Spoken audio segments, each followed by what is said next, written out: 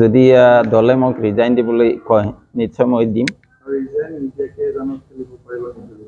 এতিয়া সেইটো যদি মই ৰিজাইন নিদিয়াকে দলৰ মানে নিৰ্দলীয় হিচাপে প্ৰাৰ্থিত্ব মই দিওঁ নিশ্চয় সেইটো দলে বিবেচনা কৰিব লাগে। মোৰ ওপৰত ডিচিপ্লিনাৰী একশ্যন হিচাপে তেখেতসকলে ব্যৱস্থা ল'ব পাৰে।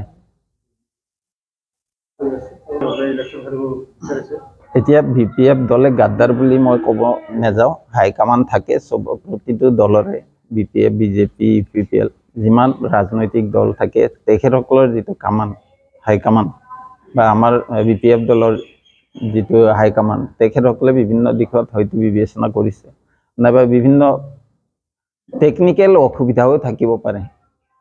অন্যান্য কাৰণৰ লগতে টেকনিকেল অসুবিধাটো বেছি মানে গুৰুত্বপূৰ্ণ বুলি মই ভাবোঁ, যাৰ বাবে হয়তো মোক টিকেট দিয়াৰ পৰা তেখেতসকলে দিবলৈ সক্ষম নহ'ল বা প্ৰাক্তন EM তেখেতকে দিবলৈ বাধ্য হৈছে।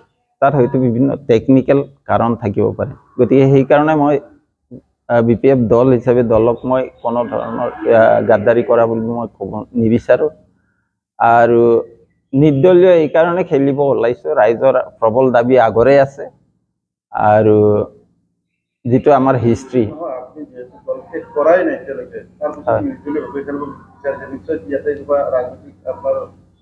তেনে অভিসন্ধি তেনে দেখিবলৈ পোৱা নাই। মই ভাবিছোঁ যিহেতু দল এইকাৰণে ত্যাগ কৰা নাই কাৰণ তেখেতসকল অথৰিটি টিকেট নিদিয়াটো তেখেতসকল দিয়া নিদিয়া তেখেতসকলৰে মানে হাতত আছে। গতিকে এতিয়া যদি মই মোৰ ডিচিপ্লিন ভংগ কৰিব দলীয় অনুশাসন তেতিয়াহ'লে দলে সেইটো বিবেচনা কৰিব কিমান দূৰ সম্ভৱ, যিহেতু এতিয়ালৈকে মই নমিনেশ্যন দিয়াই নাই নহয় জানো। গতিকে এই ক্ষেত্ৰত মোৰ ৰেজিগনেশ্যন বা মোৰ ওপৰত ডিচিপ্লিনাৰী একশ্যনৰ কথাটো আহি পৰাই নাই।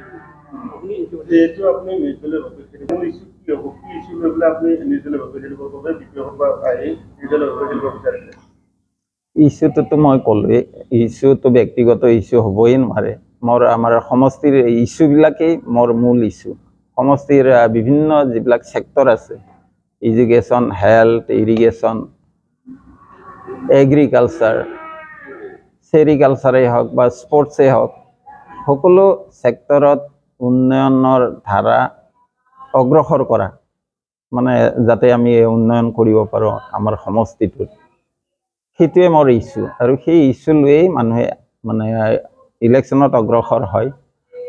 ৰাইজে প্ৰতিনিধি এইকাৰণে নিৰ্বাচন কৰে যে ৰাইজৰ কাৰণে প্ৰতিনিধিজনে উন্নয়নৰ কাম কৰে, ৰাইজৰ সেৱা কৰে শুদ্ধ অৰ্থত।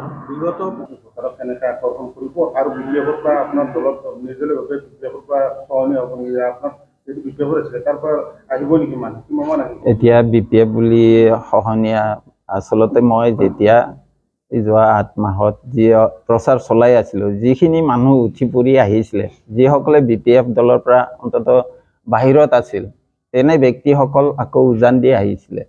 এইকাৰণে আহিছিলে যে মই এইবাৰ নিৰ্বাচন খেলিম আৰু তেখেতসকলে ধৰি লৈছিলে যে ময়ে টিকেটটো পাম, কাৰণ মই আজি 37 বছৰ দক্ষতাৰে মই চাকৰি কৰি আহিছোঁ। নিশ্চয় আহিব। BPF যিসকল BPF এতিয়া যিসকল কৰ্মী আছে, এতিয়া BPF বুলি ক'লে আপোনালোকে সেইটো বুজক যে ৰাইজ সকলো BPF বুলি দলত নাথাকে। তেখেতসকলে হয়তো সময় উপযোগী ভাল পায়, কাৰোবাক বেয়া পায়, সেই অনুযায়ী ভোট দিয়ে। মাত্ৰ আমাৰ দলীয় যিসকল কৰ্মী আছে, দলীয় কৰ্মীসকল হয়তো তাৰে আংশিকভাৱে মোৰ মানে লগত আহিব পাৰে আৰু বেছিভাগ পুৰণা যিজন আমাৰ ex-EM তেখেতৰ লগত সংগ দিব পাৰে। গতিকে সেইখিনিয়ে মোৰ কাৰণে বিশেষ ফেক্টৰ হ'ব বুলি ভবা নাই। মোৰ ৰাইজটো ভোটাৰটোহে মোৰ মেইন উদ্দেশ্য। নাই জনাইছোঁ মই তেখেতসকলক জনোৱা হৈছে যে টিকেটটো নোপোৱাৰ কাৰণটো কি মই সুধিছিলোঁ। গতিকে এইটো টেকনিকেল ইছ্যু বুলি এটা টেকনিকেল কাৰণ দেখাইছে। গতিকে সেইটো ঠিক আছে, তেখেতসকলে যিহেতু দলীয় নেতৃত্ব চলাই আছে, গতিকে এই ক্ষেত্ৰত মই অৱগত কৰাইছোঁ। মই নিজকে জয়ী হৈ ৰাইজৰ সেৱা কৰাৰ কাৰণে মই কাৰোবাক হৰুৱাম সেইটো নহয়। তো মই যদি জিকি যাওঁ, যিসকল প্ৰতিদ্বন্দ্বী থাকিব নিশ্চয় হাৰিব, তাৰ কাৰণে মই ৰেছপনচিবল নহয়। গতিকে ৰাইজে যদি মোক জিকায় তাৰ কাৰণে মই দায়ী নহয়। তেওঁলোকক ৰাইজে আকোৱালি লোৱা নাই, সেইটো তেওঁলোকৰ কথা। ৰাইজৰ অন্তৰ জয় কৰিব পৰা নাই, সেইটো তেওঁলোকৰ কথা।